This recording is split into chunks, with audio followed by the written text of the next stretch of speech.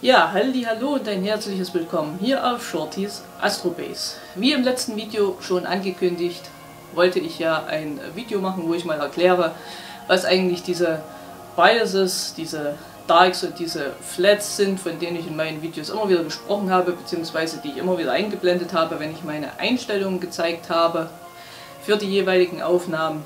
Und viele von euch wussten damit nichts anzufangen, was ja auch ganz normal ist, wenn man sich mit dem Thema nicht beschäftigt. Fangen wir mal mit dem einfachsten der drei an. Das sind die sogenannten Bias Frames oder Biases.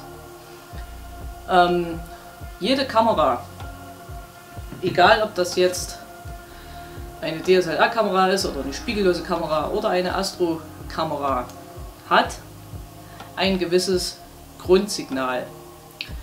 Das heißt, wenn ich die Kamera einschalte, ohne jetzt ein Objektiv drauf zu haben, mit dem Objektivdeckel drauf, und ich mache jetzt ein Bild, dann ist das Bild nicht nur schwarz, das sieht zwar dann so aus, ohne Inhalt, sondern in dem Bild gibt es ein gewisses Grundsignal. Das ist bei jedem Sensor so, das ist der sogenannte Fingerabdruck des Sensors. Das sieht aus, also wenn ich das Bild jetzt in einem Programm mal aufhellen würde und das Rauschen daraus komplett entfernen würde, dann würde man sehen, dass das Bild so Rillen hat, also so Streifen, senkrechte Streifen. Das sieht dann etwa so aus wie ein Schallplattenmuster, nur halt nicht rund, sondern gerade senkrecht. Und das ist das Grundsignal des Sensors. Und genau das habe ich auch in jedem Bild, was ich mit dieser Kamera mache. Und in den Astrobildern möchte ich sowas natürlich nicht haben, weil das ein Störfaktor ist, der das Bild letzten Endes verschlechtert. Und indem ich jetzt die Bias Frames mache und diese dann vom Stacking-Programm mit meinen normalen Bildern kombiniert werden, wird dieses Grundsignal aus den Bildern rausgerechnet. Und das ist das, was ich erreichen möchte, dass dieses Grundsignal in den Bildern nicht mehr vorhanden ist, um die Bilder zu verbessern. Wie mache ich jetzt die Bias Frames? Die Bias Frames sind eigentlich das einfachste. Ich lasse einfach vorne den Deckel hier, diesen Schutzdeckel drauf, damit kein Licht mehr reinkommt. Also ich mache Schwarzbilder. Und stelle meine Kamera auf die kürzeste Belichtungszeit. Bei meiner Canon hier sollte das 1/4000 sein. Ja, genau. Und dieses Grundsignal verändert sich aber mit dem ISO-Wert. Also das heißt, ich mache bei dieser Kamera für die verschiedenen ISO-Werte, die ich für die Astrofotografie verwende, jeweils diese Bias Frames. Ich habe es jetzt auf 1600er ISO stehen.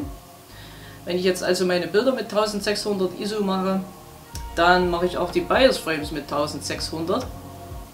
Und von diesen Bildern empfiehlt sich so 30 Stück zu machen. Ich persönlich mache immer 50. Die werden am Ende dann vom Stacking-Programm gestackt, und zwar zu einem sogenannten Master Bias. Ja, und das ist dann dieses Bild, was dann verrechnet wird. Ja, wie gesagt, einfach, ihr könnt es mit einem Auslöser machen, einen automatischen. Ihr könnt es aber auch ganz normal mit dem Auslöser an der Kamera machen und macht mit diesen 1/4000 Belichtungszeit und der entsprechenden ISO einfach mal 30 Bilder oder 50, wie in meinem Fall. Die zweite Sache waren die sogenannten Darks. Und also Dunkelbilder auch. Ist so in etwa das gleiche wie die Bias Frames, nur dass ein Kamerasensor mit steigender Temperatur, also wenn ich jetzt mehrere Bilder nacheinander mache, steigt die Temperatur des Sensors. Ist auch bei jeder Kamera so. Und die Umgebungstemperatur, in der ich fotografiere, spielt da auch eine Rolle. Und auch die Belichtungszeit. Also es macht einen Unterschied, ob ich jetzt 1/4000 lang belichte oder ob ich eine Minute lang belichte. Und je nachdem, wie lange ich belichte und unter welchen Temperaturen, verändert sich auch dieses Signal des Sensors. Und dafür mache ich dann die Darks. Bei den Darks ist ganz wichtig, die gleiche Umgebungstemperatur wie bei meinen Lights, also bei meinen normalen Bildern, die ich mache. Und auch die Belichtungslänge muss gleich sein und die ISO muss gleich sein. Damit mache ich Dunkelbilder mit genau dem gleichen Signal, was auch in meinen normalen Aufnahmen enthalten ist. Und zusätzlich noch jede Kamera, also jeder Kamerasensor hat sogenannte Hot Pixel. Das sind also defekte Pixel, die sich äußern, wenn ich jetzt längere Belichtungszeiten mache, dann habe ich in meinen Bildern so kleine farbige Punkte, die können weiß sein, die können blau sein, die können rot sein. Das sind defekte Pixel des Sensors. Jede Kamera hat ab Werk schon defekte Pixel auf dem Sensor. Also es gibt keinen perfekten Sensor, der die nicht hat. Aber die Kamera ist von Werk aus so eingestellt, dass in der Software schon diese toten Pixel gespeichert sind und von daher sieht man die nicht. Aber mit der Verwendung der Kamera kommen mit der Zeit immer mehr solche Hotpixel dazu. Und auch die möchte ich in meinen Bildern natürlich möglichst nicht sehen. Die fallen in der ganz normalen Fotografie nicht auf, aber bei der Astrofotografie mit sehr langen Belichtungen sieht man die dann schon deutlich im Bild. Und sowas möchte ich natürlich in meinen Aufnahmen auch nicht haben und dafür mache ich die Darks, dass in diesen Dunkelbildern diese Hotpixel erkannt werden, dass das Temperatursignal bzw. das Signal bei längerer Belichtung erkannt wird. Und das muss ich dann genauso wie dieses BIOS-Signal aus meinen Bildern rausrechnen lassen. Macht in diesem Fall natürlich auch die entsprechende Stacking-Software. Diese Darks, also diese längeren Dunkelbilder, die enthalten aber auch schon dieses BIOS-Signal. Das bedeutet, wenn ich nur Darks als Korrekturbilder mache, würde das eigentlich reichen. Damit wird dieses Grundsignal aus den Bildern rausgerechnet und auch dieses Signal bei entsprechender Temperatur, Belichtungszeit und halt die Hotpixel. Von daher wären an dieser Stelle die Biases eigentlich überflüssig. Warum die das aber nicht sind, dazu komme ich jetzt. Denn wir hatten ja noch eine dritte Art von Korrekturframes, die ich erwähnt habe, und das sind die sogenannten Flats. Die Flats sind jetzt was ganz anderes wie Biases und Darks. Das sind nämlich keine Dunkelbilder, sondern das sind Lichtbilder, die ich mache. Und hier wird es auch ein bisschen tricky. Es ist so, dass jeder Kamerasensor, ich sag mal, Schmutzpartikel enthalten kann. Also nicht enthalten kann, aber es können Schmutzpartikel drauf sein. Wenn ich jetzt über Nacht länger belichte, klar fällt da mal ein Staubkörnchen drauf oder ähnliches. Dann hat jeder Kamerasensor auch ein sogenanntes Vignetting. Das zeige ich euch dann mal noch in einem Beispielbild. Das heißt, wenn ich jetzt meinen Kamerasensor hernehme, sind die Ränder des Bildes meistens dunkler als die Mitte. Das fällt auch bei normalen Aufnahmen niemandem auf. Also wenn ihr jetzt ein Landschaftsbild macht oder ein Porträtbild, dann wird euch das nicht auffallen. In den Lights jetzt direkt, also in den einzelnen Bildern, die ich in der Astrofotografie mache, wird es auch nicht auffallen. Aber man sieht es dann in der gesteckten Version. Das hatte ich zum Beispiel bei meinem Orionnebel. Wer da mal reinschauen will, bei dem Video, was ich gemacht habe zur Bearbeitung in Cyril, da habe ich das Bild am Ende nochmal zugeschnitten, weil man dieses Vignetting außenrum noch ganz leicht gesehen hat. Und die Flats sind dafür da, um auch das aus den Bildern zu entfernen. Das funktioniert nicht immer ganz, wie man in dem Orion-Video gesehen hat. Aber wenn die Flats gut gemacht sind, dann wird das auf jeden Fall zu einem gewissen Maße, wenn nicht sogar komplett, entfernt. Flats gleichen also einen Helligkeitsunterschied zwischen den einzelnen Pixeln der Kamera oder des Kamerasensors aus. Ja, wir haben dunklere Pixel, wir haben hellere Pixel und durch die Flats wird dies wieder angeglichen. So, wie mache ich jetzt meine Flats? Dafür habe ich jetzt hier mal mein Teleskop aufgestellt und ich pappe jetzt einfach mal meine Kamera hier hinten ran. Ich muss bloß mal gucken, wo genau, wie es jetzt eingestellt ist. So, zack, Kamera dran. Und jetzt müsste ich eine helle Fläche haben, auf die ich mein Teleskop richte. Dafür gibt es verschiedene Möglichkeiten. Man kann jetzt das Teleskop vor eine beleuchtete weiße Wand stellen.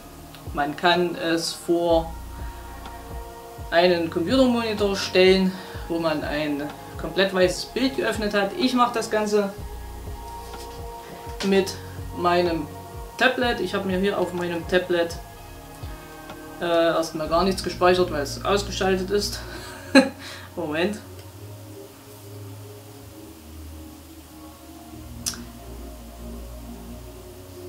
So, während das Ganze hier startet, verstelle ich schon mal mein Teleskop.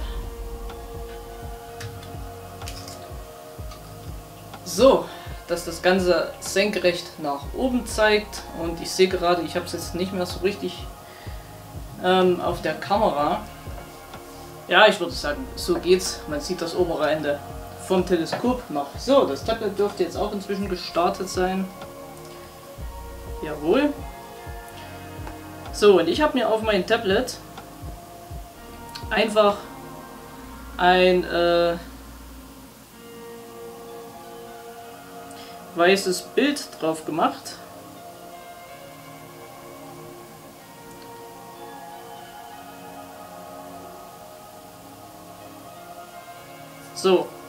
So sieht das Ganze aus. Ich habe also einen komplett weißen Bildschirm. Und um das Ganze noch ein bisschen gleichmäßig auszuleuchten, weil auch ein Tablet-Bildschirm oder ein Computermonitor haben natürlich gewisse tote Pixel oder auch Farbunterschiede. Um das Ganze etwas zu umgehen, lege ich hier einfach noch ein weißes Blatt Papier drauf oder dazwischen. Und so pappe ich das Ganze natürlich möglichst ohne die Schutzkappe drauf einfach auf mein Teleskop. So, jetzt habe ich vor meinem Teleskop eine relativ gleichmäßig ausgeleuchtete weiße Fläche und so mache ich jetzt einfach Bilder, aber natürlich mit gewissen Einstellungen. Noch, wenn ihr diese Flats macht, ganz wichtig ist, erstens, ihr dürft nach euren normalen Aufnahmen die Kamera selbst nicht verstellen, also nicht im Okularauszug irgendwie verdrehen. Zweitens ist wichtig, der Fokus muss genau der gleiche sein wie bei euren Aufnahmen. Und die ISO-Zahl ist hier nicht ganz so wichtig, aber ich lasse auch die ISO-Zahl genauso in dem Fall hier jetzt auf 1600 stehen. Also so wie ich auch bei meinen Lights eingestellt hatte. Das ist ganz wichtig, dass ihr daran, wenn ihr die Lights macht, nichts verstellt. Es ist auch zu empfehlen, diese Lights direkt nach den normalen Aufnahmen zu machen, genauso wie bei den Darks. Ich mache es nicht, gebe ich auch ganz ehrlich zu. Ich mache die Flats dann immer am nächsten Tag, so wie ihr das Ganze hier jetzt seht. Ist nicht ganz so optimal, hat aber bei mir bis jetzt eigentlich fast immer funktioniert. Einmal hat es nicht funktioniert, das war allerdings nicht dieses Teleskop hier, sondern mein Maxotov, wo ich das damals mal probiert habe. Da weiß ich aber nicht, woran es genau lag. So, was mache ich jetzt? Ich schnapp mir jetzt meinen Fernauslöser hier, steck den einfach mal an.